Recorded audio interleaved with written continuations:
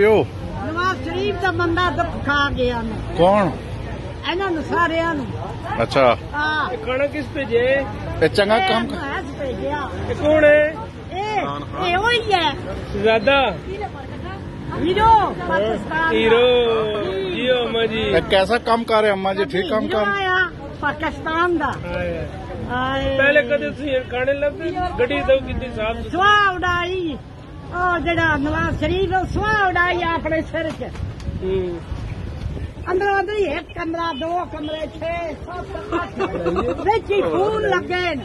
Phone ਕਰਦੇ ਨੇ ਆਪਣੇ ਪੈਸੇ ਆ ਬੰਦੇ ਬਾਰੂ ਬੈਠੇ ਆਉਂਦਾ ਨਾਲ ਇੱਥੇ ਨਹੀਂ ਆਉਂਦਾ ਬਾਈ ਮੈਨੂੰ ਫਿਰ ਜੇਲ੍ਹ 'ਚ ਕਰਨਾ ਆਵੇ ਨਾ।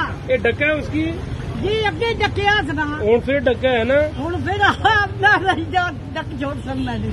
बस इस वास्ते दुआवां करो तुसी बुजुर्ग जितने हो ना दुआ करो इस वास्ते। असां दुआवां करनियां पर जेड़े हराम दे जम्मे ना गालियां देंदे ने बदवावां देंदे। बिल्कुल तुसी दुआ करो अल्लाह उन्हें की हिदायत दे बेदाते जम्मे होन जेड़े बेदाते मां दे प्यो दे जब करो किछु ना। सर कितनी माशाल्लाह उम्र है, सेहत भी है। पहले ये जो कम सके नहीं थे कोई नहीं ना। नवाज शरीफ क्या भेजा हाँ नहीं जी वो तक को तस्वीर लगी। मैं क्या खंजीर का पोतरा वो ते हुन बोलो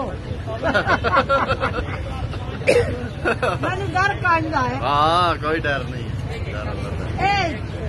शहजादा शहजादा हीरा आया सोना आया। लाओ जी तस्वीर वाले पास हीरा आया तस्वीर केड़ी है अपने कोल रखो तस्वीर। आप थोड़ा सा आगे ले जाना इसको, अगले गेट के पास। हाँ इधर से वो आ रहे हैं हमारे जो मिस्टर आ रहे हैं।